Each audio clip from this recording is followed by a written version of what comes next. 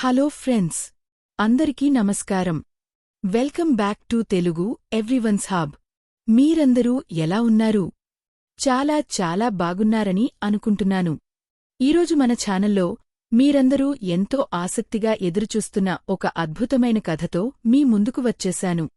అదేనండి, మన మాయా కంకణం సిరీస్లోని తర్వాతి భాగం. మాయా కంకణం కోటలోని వింత నీడ భాగం 2. మరి ఆ కోటలో ఉన్న వింత నీడ ఎవరిది? ఆ మాయా కంకణం రాజుగారిని ఎలాంటి ప్రమాదం నుండి రక్షించింది? ఈ ఆసక్తికరమైన విషయాలన్నీ తెలుసుకోవాలని ఉందా? ఇంకెందుకు ఆలస్యం, వెంటనే కథలోకి వెళ్ళిపోదామా? హెడ్ఫోన్స్ పెట్టుకుని హాయిగా వినేయండి. మాయా కంకణం 2 కోటలోని వింత నీడ భాగం 2. మహారాజు కోటలోని అత్యంత సురక్షితమైన రహస్య భూగర్భ గది నుండి ఆ మాయా కంకణం మాయమైపోయింది. మరుసటి రోజు ఉదయం ఈ వార్త వినగానే మహారాజు దిగ్భ్రాంతి చెందాడు. కంటికి రెప్పలా కాపలా కాసే సైనికులు సైతం స్పృహ తప్పి పడిపోయారు. కోట రక్షక భటులు ఎంత వెతికినా దొంగ దొరకలేదు. మహారాజు వెంటనే విక్రముడిని పిలిపించాడు. విక్రముడు ఆ రహస్య గదిని పరిశీలించాడు. అక్కడ నేలపై ఒక వింతైన నల్లటి పొడి, గోడలపై కాలిపోయిన గుర్తులు కనిపించాయి. అది చూసిన విక్రముడు, మహారాజా, ఇది ఏ సాధారణ దొంగో చేసిన పని కాదు. ఇది మంత్రతంత్రాలు తెలిసిన ఒక భయంకరమైన మాయావి పని అని చెప్పాడు. కంకణం తప్పుడు చేతుల్లోకి వెళ్తే సృష్టికే ముప్పు అని గ్రహించిన విక్రముడు ఆ నల్లటి నీడను వెతుకుతూ ఒంటరిగా ప్రయాణమయ్యాడు కోట వెలుపల దొరికిన ఆ వింత నల్లటి పొడి గుర్తులను బట్టి. విక్రముడు దారి తెలుసుకుంటూ ఎవ్వరూ అడుగుపెట్టడానికి భయపడే చీకటి అడవి, డార్క్ ఫారెస్ట్ లోకి ప్రవేశించాడు. ఆ అడవిలో వింత వింత శబ్దాలు, మనుషులను భ్రమల్లో ముంచే మాయలు ఉన్నాయి. విక్రముడు తన వివేకంతో వాటన్నింటినీ దాటుకుంటూ అడవి మధ్యలో ఉన్న ఒక పాడుబడిన తాంత్రిక కోట దగ్గరకు చేరుకున్నాడు. అక్కడ గుసగుసలు వినపడ్డాయి. విక్రముడు గోడ చాటున దాక్కుని లోపలికి చూశాడు. అక్కడ ఒక భయంకరమైన రూపంగల మాయల ఫకీరు కూర్చుని ఉన్నాడు. అతని ముందు ఒక మాయాకుండలో నీళ్లు మరుగుతున్నాయి.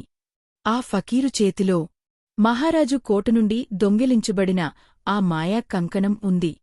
ఆ ఫకీరు గట్టిగా నవ్వుతూ, హాహాహా, రూపవతి లాంటి మూర్ఖురాలు ఈ కంకణాన్ని మనుషులపై వాడి విగ్రహంగా మారిపోయింది. కాని దీని అసలు శక్తి వస్తువులను బంగారంగా మార్చడం కాదు. గ్రహాలన్నీ ఒకే సరళ రేఖలోకి వచ్చే అమావాస్య రాత్రి. ఈ కంకణాన్ని మాయాజలంలో ముంచితే ఇది ఒక అమరత్వాన్ని ఇచ్చే శక్తిగా మారుతుంది.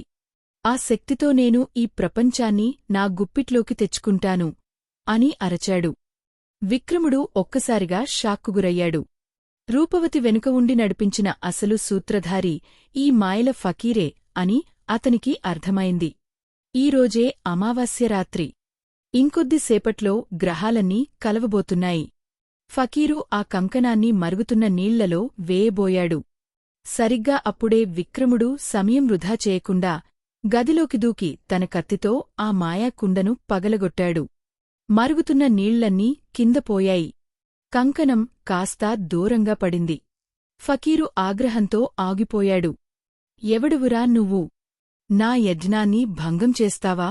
నిన్ను ఇక్కడే బూడిద చేస్తాను అంటూ తన మంత్రదండంతో విక్రముడిపైకి మంటలను విసిరాడు. విక్రముడు తెలివిగా పక్కకు తప్పుకుంటూ కిందపడిన ఆ మాయా కంకణాన్ని అందుకోవడానికి ప్రయత్నించాడు. కాని ఇక్కడే కథలో ఊహించని అత్యంత భయంకరమైన మలుపు చోటుచేసుకుంది. విక్రముడు కంకణాన్ని అందుకోబోయేలోపే ఆ మాయల ఫకీరు తన మంత్రశక్తితో కంకణాన్ని గాల్లోకి లేపాడు. కంకణం గాల్లో తేలుతూ ఉండగా ఫకీరు దానిపై ఒక నల్లటి మంత్రాన్ని ప్రయోగించాడు. ఆ మంత్రం తగలగానే ఆ బంగారపు కంకణం కాస్తా ఒక నల్లటి జీవం ఉన్న వింత సర్పం, పాము లాగా మారిపోయింది. ఆ పాము కళ్ళు ఎర్రగా మెరుస్తూ నోటినుండి విషాన్ని చిమ్ముతోంది. ఫకీరు నవ్వుతూ, విక్రమా, ఈ కంకణాన్ని తాకడానికి ప్రయత్నించిన ప్రతిసారీ ఇది నిన్ను కాటువేస్తుంది. దీని విషానికి విరుగుడు లేదు అన్నాడు. ఆ మాయాసర్పం విక్రముడివైపు వేగంగా దూసుకురాసాగింది. విక్రముడు తన కత్తితో దాన్ని ఎదుర్కోవడానికి ప్రయత్నించాడు. కాని అది పాము కాదు.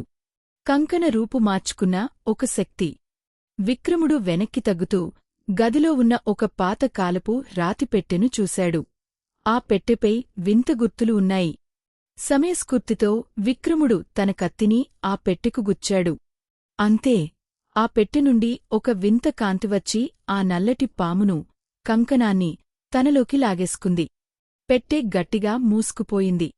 ఫకీరు అది చూసి, మూర్ఖుడా, ఆ పెట్టెను మూసేశావు. కాని ఆ పెట్టె లాక్ తెరవాలంటే ఈ ప్రపంచంలో లేని ఒక అద్భుత వస్తువు కావాలి. అది దొరకనంతవరకు ఆ కంకణం బయటకు రాదు. నా శక్తి నీకు దక్కదు అని చెప్పి పెద్దగా నవ్వుతూ అక్కడి నుండి గాల్లో కలిసిపోయి మాయమయ్యాడు. విక్రముడు ఆ రాతిపెట్టె దగ్గరకు వెళ్లాడు. పెట్టె మూసుకుపోయింది. కంకణం లోపల బందీ అయింది. ఆ పెట్టెను తెరవడానికి కావాల్సిన ఆ ప్రపంచంలో లేని వస్తువు ఏంటి? అసలు ఆ ఫకీరు ఎక్కడికి వెళ్లాడు? విక్రముడు మహారాజును మరియు ప్రపంచాన్ని ఎలా కాపాడబోతున్నాడు? తరువాతి భాగంలో to be continued in part 3. వావ్! కథ నిజంగా చాలా బాగుంది కదూ! ఆ కోటలోని రహస్యం మిమ్మల్ని కూడా ఆశ్చర్యపరిచిందా? ఫ్రెండ్స్, ఈ కథ మీకు నచ్చినట్లయితే ప్లీజ్ వెంటనే ఒక లైక్ చేయండి. మీ ఫ్రెండ్స్ మరియు ఫ్యామిలీ మెంబర్స్కి కూడా ఈ కథను షేర్ చేయడం అస్సలు మర్చిపోకండి. ఇలాంటి మరిన్ని ఆసక్తికరమైన మైండ్ బ్లోయింగ్ కథల కోసం ఇప్పుడే మన తెలుగు ఎవ్రీవన్స్ హబ్ ఛానల్ని సబ్స్క్రైబ్ చేసుకోండి. పక్కనే ఉన్న గంట సింబల్ని కూడా నొక్కేయండి. అప్పుడే నేను కొత్త కథ పెట్టగానే మీకు నోటిఫికేషన్ వచ్చేస్తుంది. మళ్ళీ వచ్చే భాగంలో సరికొత్త ట్విస్ట్లతో కలుద్దాం. అంతవరకు సెలవు. చూస్తూనే ఉండండి తెలుగు ఎవ్రీవన్స్ హబ్.